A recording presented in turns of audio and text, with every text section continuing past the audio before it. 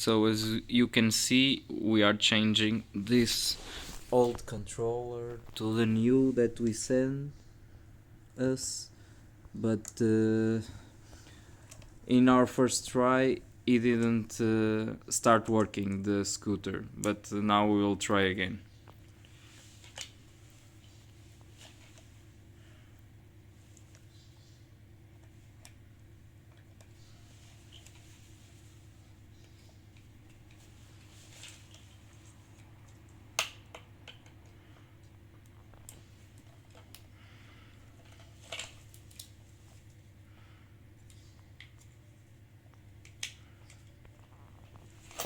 As you can see, charging, new controller, and now if I press the power button, it doesn't